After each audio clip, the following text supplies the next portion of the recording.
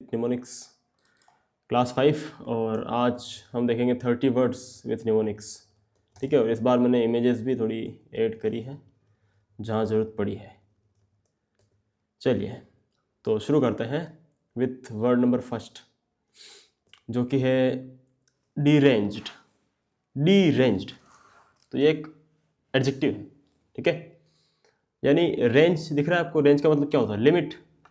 जब आपका माइंड जो है वो रेंज से बाहर चला जाए तो उस व्यक्ति को आप क्या कहोगे कि he is a deranged person. Deranged यानी उसका माइंड जो है वो आउट ऑफ रेंज चला गया है, मतलब वो पागलों की तरह बहुत इंसेन बिहेवियर कर रहा है। ठीक है, क्रेजी। इंसेन यानी क्रेजी।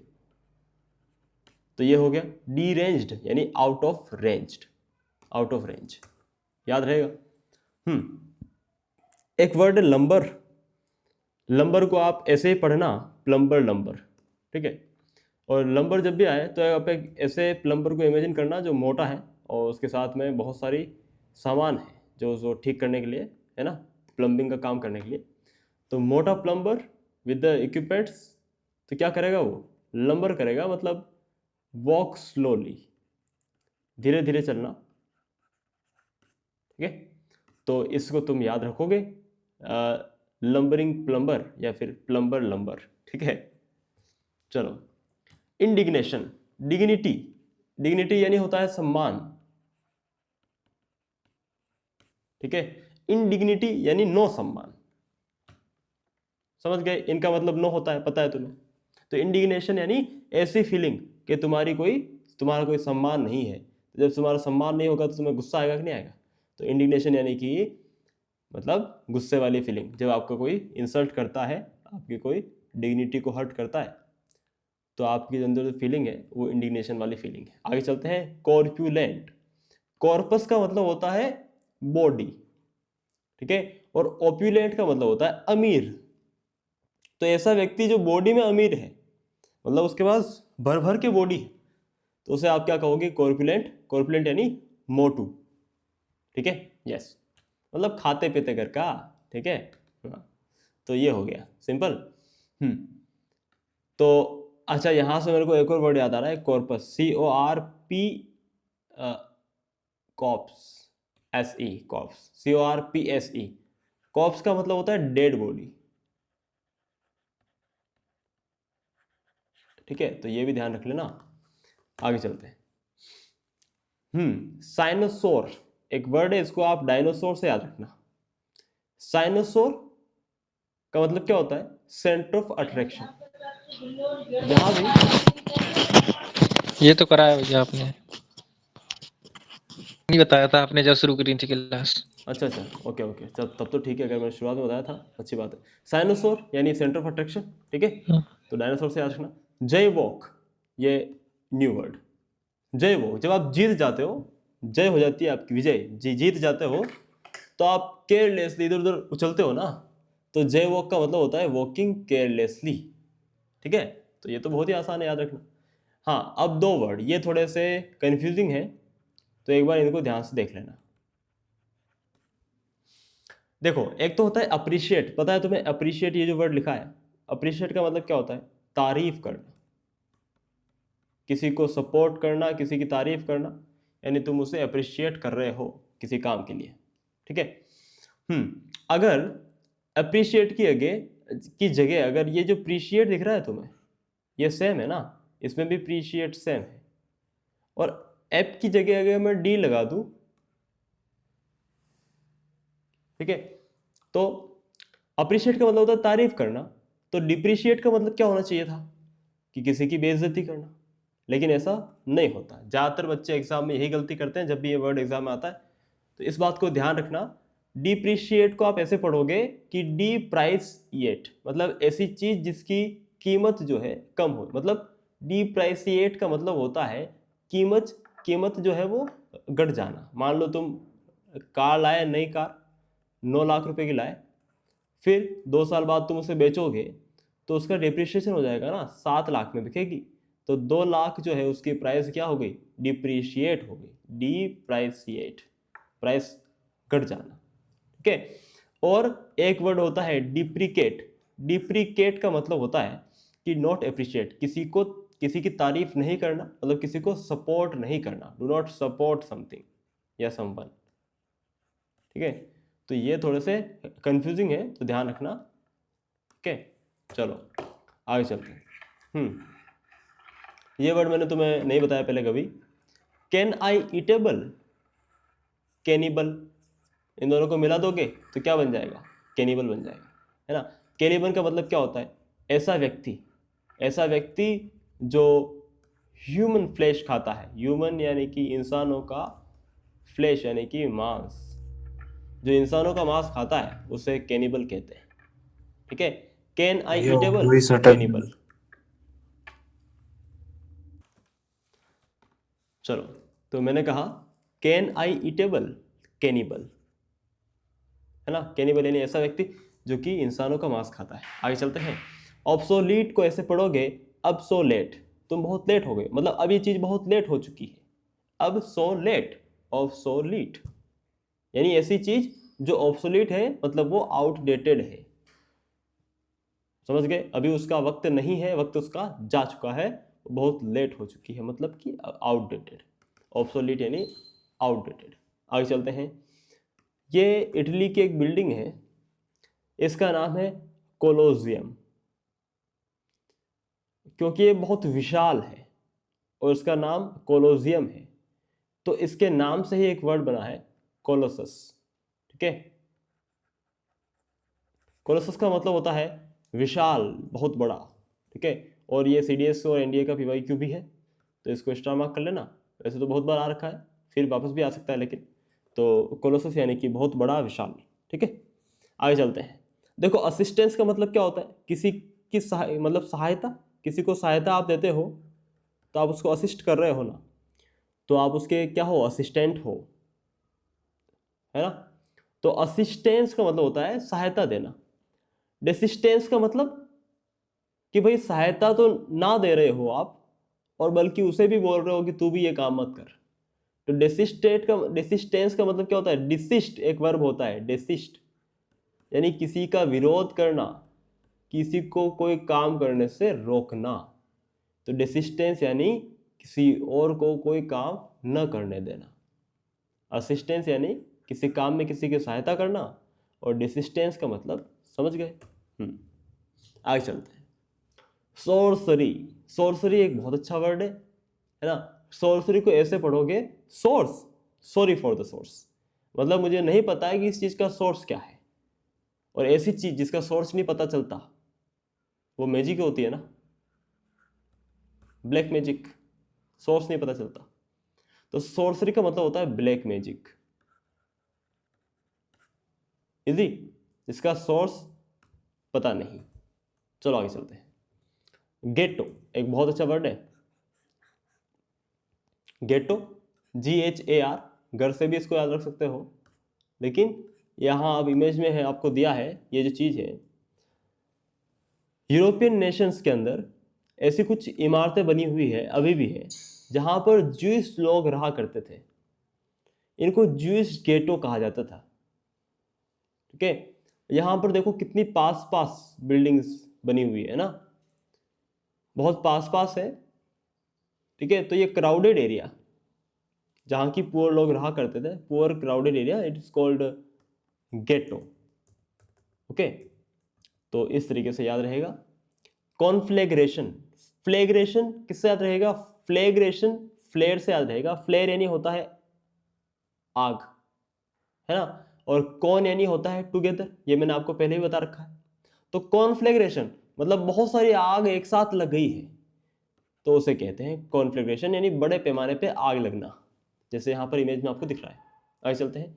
एमेटिक्स, एमेटिक्स से क्या होती है? एमेटिक्स में ऐसी दवाई, ठीक है, जो कि जिसे खाकर उल्टी आती है, उन्हें उस दवाइयों को एमेटिक्स कहते हैं।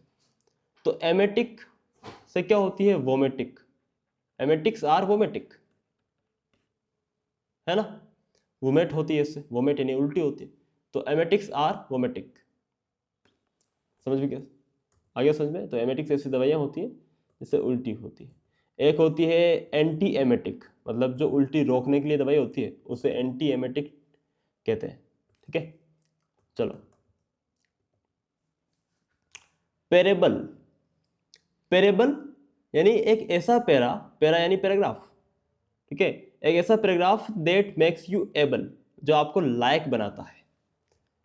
तो ऐसी चीज, ऐसा पैराग्राफ जो आपको लायक बनाए, मतलब उसमें कोई ना कोई शिक्षा दी गई होगी ना, कोई ना कोई मोरल स्टोरी होगी वो। तो पेरेबल का मतलब क्या होगा? Moral story.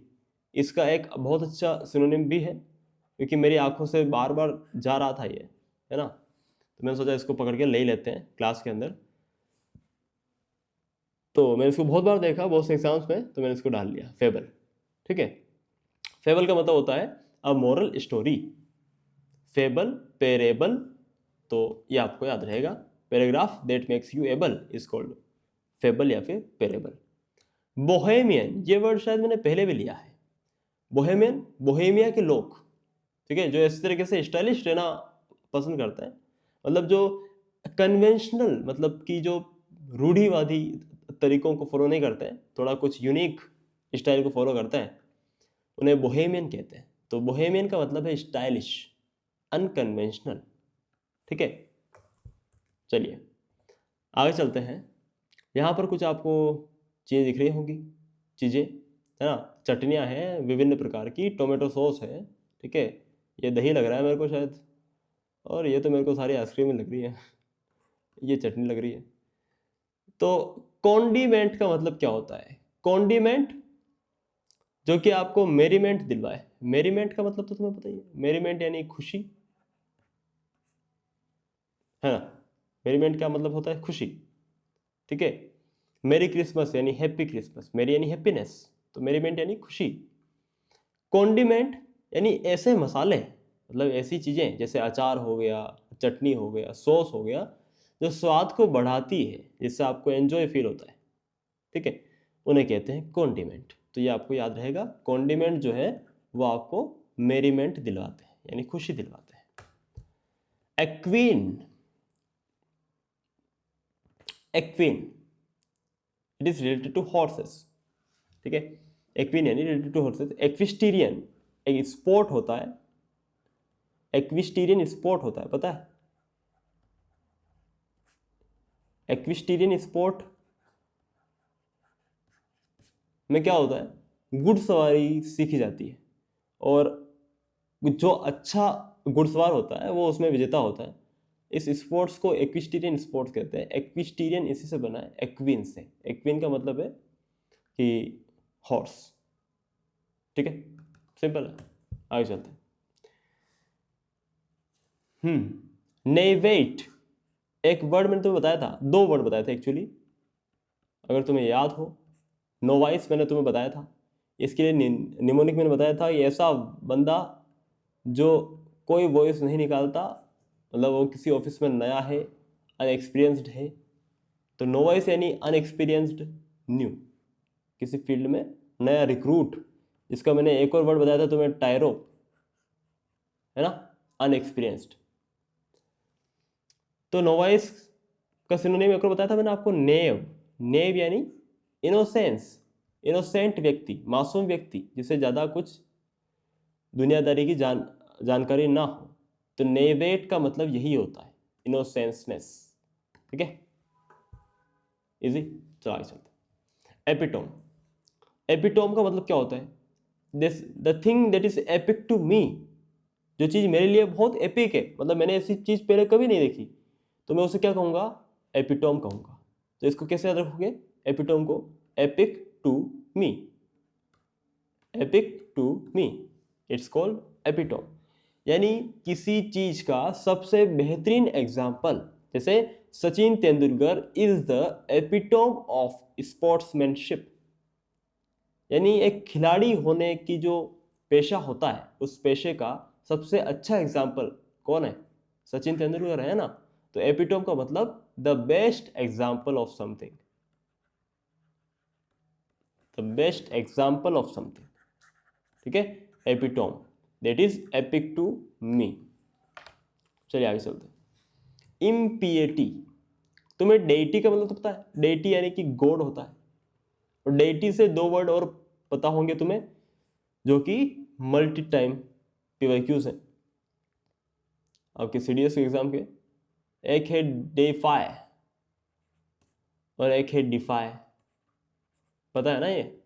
तो डेफाई बना है डेटी से ही बना है।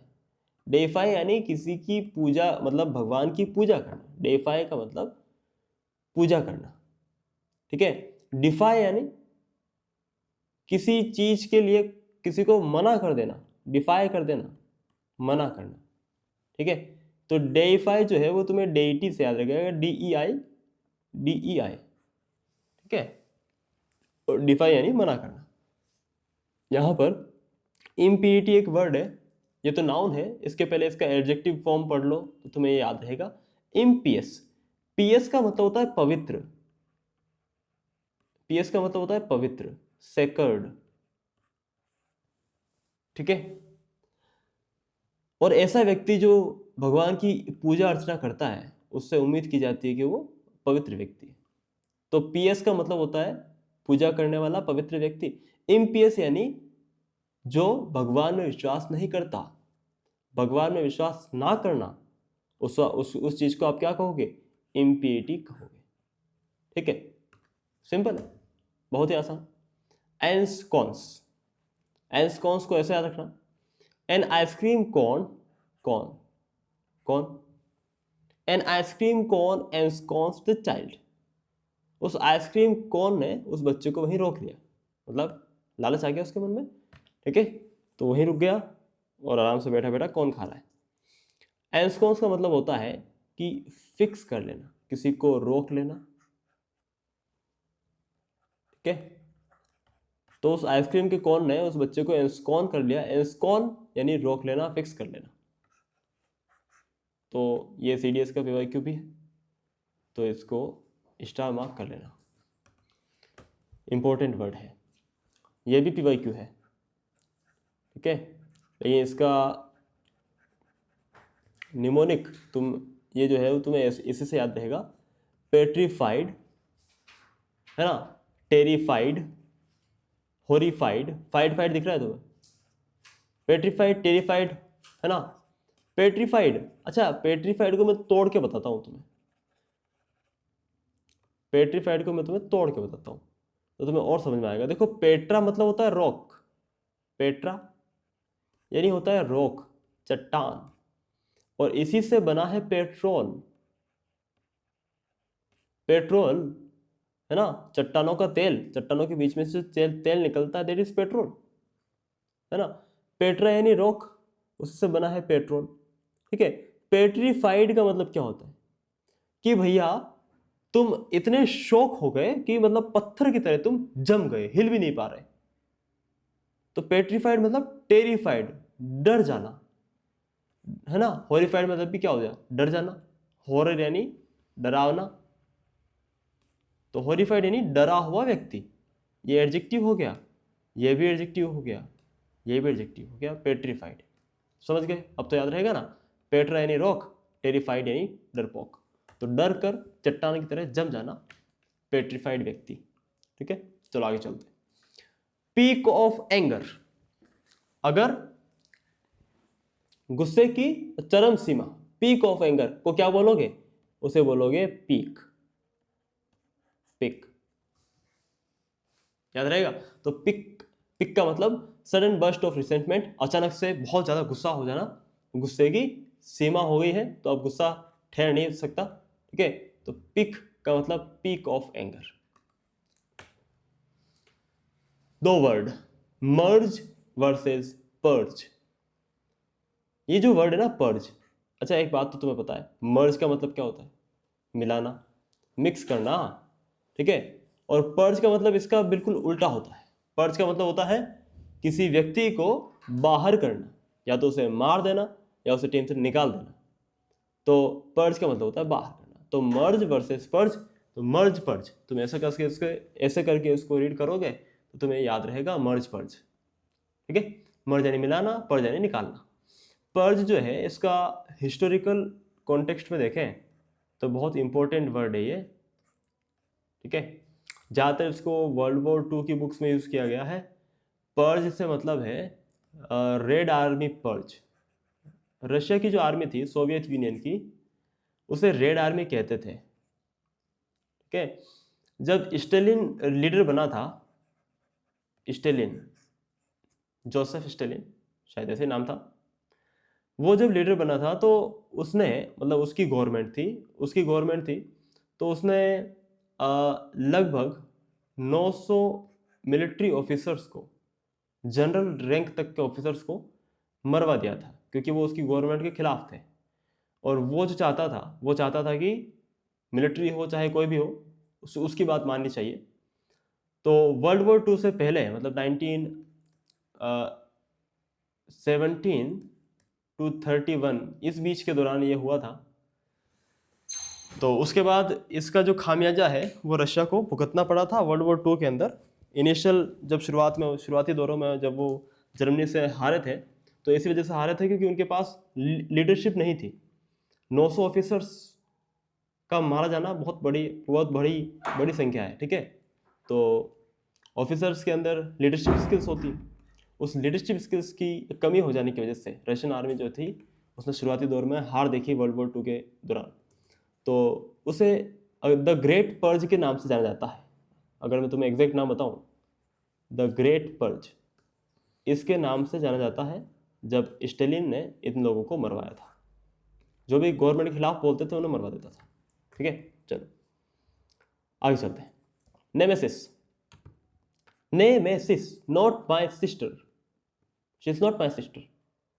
ठीक है, अच्छा, सबसे, अगर तुम्हारी कोई बहन है, ठीक है, तो तुमने देखा होगा कि बुखार आ जाता है तुम्हें कभी, तो सबसे ज़्यादा ख्याल वही रखती है। मतलब कि शी इज़, मतलब फ्रेंड से भी मतलब बहुत ज़्यादा ऊपर, मतलब कि क्या कहें उसको, नो डेफिनेशन। ठीक है, गॉड लाइक स्ट्रक्चर। तो सिस्टर मतलब कि गॉड, मतलब कि friends of the friends, friend होता है, इसका मतलब फ्रेंड से ले लो आप, इससे याद रखना। ठीक है, तो nemesis, you are not my sister, यानी कि you are not my friend, तो यू आर माई एनिमी, ऐसे याद रखोगे, एनिमी से याद रखोगे। तो नेमेसिस यानी कि नॉट माई सिस्टर, सिस्टर क्या होती है, फ्रेंड होती है, तो आपका एनिमी हो गया, नेमेसिस यानी कि एनिमी। इजी, याद रखना, बहुत इंपॉर्टेंट वर्ड है, कतई इंपॉर्टेंट है। नेमेसिस का मतलब होता है एनिमी। ठीक है, चलिए आगे चलते हैं। सैंग फ्रॉइड एक फ्रेंच वर्ड है। फ्रेंच लैंग्वेज में सैंग का मतलब होता है ब्लड, खून। फ्रॉइड का मतलब होता है फ्रोजन, जमा हुआ। फ्रॉइड, फ्रोजन, जमा हुआ। तो जमा हुआ खून मतलब शांत हो तुम। सैंग फ्रॉइड का मतलब शांति, कामनेस, है ना। और अगर तुम्हारा खून उबाले मार रहा है, मतलब कि तुम फौज में जाना चाहते हो, शांति नहीं तुम में। चलो आगे चलते हैं। एरोगेंट, एरोगेंट तो पता ही है तुम्हें, एरोगेंट यानी घमंडी व्यक्ति, है ना। एरोगेंट यानी घमंडी व्यक्ति, और घमंडी व्यक्ति हर चीज पे अपना अधिकार दिखाता है, चाहे वो चीज की हो या ना हो, वो दावा करता है ये तो मेरी है। ठीक है, एरोगेंट पर्सन एरोगेट्स अदर्स थिंग्स। एरोगेट्स यानी किसी दूसरे की चीज पे दावा दिखाना, क्लेम करना, जो तुम्हारी है ही नहीं उसको क्लेम करना, इज कॉल्ड एरोगेट्स। तो एरोगेंट से तुम्हें एरोगेट्स याद रहेगा ना। चलो आगे चलते हैं। एब्रोगेट, ए ब्रो, वो रहा गेट, चल निकल। ठीक है, तो एब्रोगेट यानी कि किसी को रिवोक, मतलब ये खास तौर से ये जो है किसी नियम कानून के लिए लागू होता है, जैसे एब्रोगेशन ऑफ आर्टिकल 370, है ना। जब आर्टिकल 370 हटा था तो ये वर्ड बहुत बार यूज हुआ था, और है ना, द हिंदू के अंदर और बाकी न्यूज़पेपर्स में, खास तौर से द हिंदू में। तो फिर ये CDS में आया भी था, है ना। तो ये भी अच्छा वर्ड है, एब्रोगेट यानी किसी नियम कानून को ख़त्म कर देना, गेट से बाहर निकाल देना। रिवोक, ठीक है, रिवोक का मतलब होता है किसी कानून को ख़त्म कर देना। और अगर किसी कानून को लागू कर रहे हो आप, उसके लिए क्या होता है, इन्वोक होता है, किसी कानून को लागू करना, है ना। चलो आगे चलते हैं। आगे कहाँ चलेंगे, यही तो थे वर्ड्स, हो गए सारे। एक बार सारे को एक बार फिर से देख लेते हैं। डीरेंज्ड, जब आपका माइंड आउट ऑफ रेंज हो जाए, है ना, क्रेजीपन, डीरेंज कहलाएगा। आगे चलते हैं, तो आप किसी व्यक्ति को क्या बोलोगे, डीरेंज्ड है, वो आउट ऑफ माइंड है। प्लम्बर लंबर करता है ना, मोटा प्लम्बर धीरे धीरे चलता है, वॉक स्लोली। आगे चलते हैं, इंडिग्नेशन, है ना, मतलब इन यानी नो, नॉट डिग्निटी, मतलब इंडिग्नेशन यानी बेइज्जती वाली फीलिंग। कॉर्पुलेंट, कॉर्पस यानी कि बॉडी, ओपुलेंट यानी अमीर, जो बॉडी में अमीर है यानी मोटा है, उसे कहोगे कॉर्पुलेंट। साइनोसोर, किसको किससे याद रखोगे, डायनासोर्स। सेंटर ऑफ अट्रैक्शन, है ना, साइनोसोर यानी सेंटर ऑफ अट्रैक्शन। जयवॉक, ये तो तुम्हें याद ही रहेगा। डेप्रीशिएट का मतलब, डिप्रीशिएट का मतलब डीप्राइसिएट, किसी चीज की कीमत घट जाना, ठीक है। और डिप्रिकेट का मतलब किसी चीज को अप्रिशिएट नहीं करना, सपोर्ट नहीं करना। आगे चलते हैं, can I eatable, cannibal, cannibal, can I eatable, है ना। तो कैनिबल का मतलब ऐसा व्यक्ति जो कि इंसानों को खाता है। ऑब्सोलीट, अब्सोलेट, तुम बहुत लेट हो गए हो, तुम्हारा वक्त जा चुका है, तो तुम पुराने हो, आउटडेटेड हो, ठीक है, तो ऑब्सोलीट। कोलोसस बिल्डिंग के नाम से है, कोलेजियम के नाम से, कोलोसस यानी बहुत बड़ा, विशाल। डेसिस्टेंस, असिस्टेंस यानी सहायता करना, डिसिस्टेंस यानी विरोध करना, किसी को कोई काम न करने देना। Sorcery, sorry for the source, source हमें नहीं मालूम है, सोर्सरी, ठीक है। ब्लैक मैजिक, सोर्सरी यानी ब्लैक मैजिक, जिसका सोर्स मालूम ना हो। गेटो इन बिल्डिंग से यूज होता है, जो कि ज्यूस गेटोज थे। पुअर क्राउडेड एरिया, गेटो यानी पुअर क्राउडेड एरिया। कॉन्फ्लेरेशन, कॉन्फ्लेग्रेशन, फ्लेयर यानी कि फायर, कॉन यानी टुगेदर, तो एक साथ बहुत सारी फायर लग गई है, उसे बोलोगे कॉन्फ्लेग्रेशन यानी बड़े पैमाने पे आग लगना। एमेटिक्स, वोमेटिक्स, ठीक है, एमेटिक्स ऐसी दवाइयाँ जिससे वोमिट होती है, उल्टी। Parable, paragraph that makes you able, it's called parable, उसे फेबल भी कहते हैं, यानी कि मोरल स्टोरी। आगे चलते हैं, बोहेमियन, ऐसे लोग जो कि अनकन्वेंशनल है, मतलब उनकी अपनी स्टाइल होती है, जो नई नई स्टाइल ढूंढते हैं, बोहेमियन लोग कहलाते हैं। आगे चलते हैं, कॉन्डिमेंट, कॉन्डिमेंट यानी ऐसी चीज़ें जो आपका मेरीमेंट यानी कि एन्जॉयमेंट बढ़ा दे, एन्जॉयमेंट बढ़ा दे, उन्हें कॉन्डिमेंट कहते हैं। जैसे अचार हो गया, खाने पीने का एन्जॉयमेंट बढ़ा दे, ठीक है, चटनी हो गई, सॉस हो गया, वगैरह वगैरह। एक्वीन यानी एक्विस्टेरियन स्पोर्ट्स से याद रहेगा तुम्हें, है ना, घुड़सवारी, एक्वीन यानी कि घोड़ा। आगे चलते हैं, नेव, है ना, नेव यानी इनोसेंट, नोवाइस यानी, है ना, जो आवाज़ नहीं निकालता, मतलब नया नया आया है ऑफिस में। टायरो है वो, अनएक्सपीरियंस्ड है। वैसे टायरो जो होता है वो पर्टिकुलरली सोल्जर्स के लिए यूज़ होता है ना, जो रिक्रूट्स होते हैं, नए रिक्रूट्स, उनके लिए यूज़ होता है टायरो, ठीक है। और नोवाइस जो है वो किसी भी फील्ड में यूज़ हो सकता है ना, ऐसा बंदा जो अनएक्सपीरियंस्ड है उसे कहोगे नोवाइस या फिर नेव। एपिटोम यानी epic to me, that the thing that is epic to me, मतलब कि वो किसी चीज़ का परफेक्ट एग्जाम्पल है, उससे अच्छा एग्जाम्पल हो ही नहीं सकता, तो एपिटोम यानी ये होता है, ठीक है, the best example of something. Impiety किससे बना, इम्पीएस से। इम्पीएस यानी जो कि पीएस नहीं है, जो पवित्र नहीं है, जो पूजा अर्चना नहीं करता, वो इम्पीएस है। इम्पियटी यानी भगवान में विश्वास ना रखना, ठीक है। डेटी यानी गॉड, इसी से बना है डेफाई, यानी गॉड की आरती करना, पूजा करना। और डिफाई यानी कि किसी को कोई चीज़ मना कर देना। ये सीडीएस की PYQs है। तो एंस्कॉन्स का मतलब होता है एक जगह रुक जाना, फिक्स हो जाना। पेट्रीफाइड, पेट्रीफाइड, पेट्रा यानी रॉक, है ना, पेट्रा यानी रॉक, डर कर, टेरिफाई होके जम जाना, पत्थर की तरह, पेट्रीफाइड, ठीक है, एडजेक्टिव है। टेरिफाइड, हॉरिफाइड, पेट्रीफाइड, ये तीनों सिनोनिम्स हैं। पिक ऑफ एंगर को क्या बोलते हैं, पिक बोलते हैं, ठीक है, ये भी हो गया। मर्ज वर्सेस पर्ज, पर्ज यानी किसी का खात्मा करना, किसी को हटा देना। मर्ज का मतलब मिला देना। Nemesis, not my sister, she is not my friend, is my enemy, ठीक है, नेमेसिस यानी एनिमी। सैंक्फ्रॉइड, सैंग का मतलब होता है ब्लड, फ्रॉइड का मतलब फ्रोजन, फ्रोजन ब्लड यानी कि शांत व्यक्ति, कामनेस। एरोगेंट पर्सन जो होता है वो एरोगेट्स करता है, दूसरों की चीज़ों पे अपना अधिकार दिखाता है, क्लेम करता है, एरोगेंट, एरोगेट्स। एब्रोगेट, ए ब्रो गेट, उधर है, बाहर निकल, ठीक है, या आपके किसको बोलते हो, आर्टिकल 370 को ऐसा आप बोलते हो, ठीक है। एब्रोगेट करना यानी खत्म करना, किसी कानून को खत्म करना, कानून को लागू कर रहे हो तो आएगा इन्वोक, ठीक है। चलिए, इन्वोक और रिवोक ये भी सीडीएस की PYQs है। यस, तो ये भी मैंने बता दिया आपको, ये हो गया आपका, ओके। अब इंग्लिश तुम पढ़ रहे हो, CDS के लिए पढ़ो, चाहे एनडीए के लिए पढ़ो, चाहे एसएससी के लिए पढ़ो, किसी के लिए भी पढ़ो, इंग्लिश इंग्लिश है, ठीक है। जैसे अभी रिसेंटली जो एसएससी CHSL का एग्ज़ाम चल रहा है अभी, ठीक है, उसमें 2 प्रश्न आए थे इंग्लिश के अंदर। वो 2 क्वेश्चन इस प्रकार थे, मतलब फिल इन द ब्लैंक्स थे। एक क्वेश्चन था उसमें एग्ज़ाम मतलब ऑप्शंस में एक ऑप्शन था ऐसा काउंसिल, एक होता है काउंसिल, ये था एक। तो एक क्वेश्चन ये था जो मैंने तुम्हें बताया था उस दिन, डिस्क्रीट और DISCREATE, डिस्क्रीट, ये था, ठीक है। मतलब ये क्वेश्चन अलग है, ये क्वेश्चन अलग है ना। और ये दोनों चीज़ें अपन ने पढ़ रखी है। काउंसिल का मतलब क्या होता है? Group of people, council. और काउंसिल यानी काउंसलिंग करना, किसी को एडवाइस करना। काउंसिल यानी एडवाइस करना, ये एक वर्ब है, ठीक है, और ये एक नाउन है। यहाँ पर डिस्क्रीट को मैंने याद रखना सिखाया था तुम्हें। क्रेट, क्रेट का मतलब क्या होता है? वो डिब्बा, क्रेट, सब्जियों का क्रेट होता है ना, डिब्बा। अलग अलग सब्जियों के लिए अलग अलग क्रेट होता है, तो क्रेट से तुम क्या बना दोगे? DISCREATE, ये। तो डिस्क्रीट का मतलब चीजों को अलग अलग करना, है ना।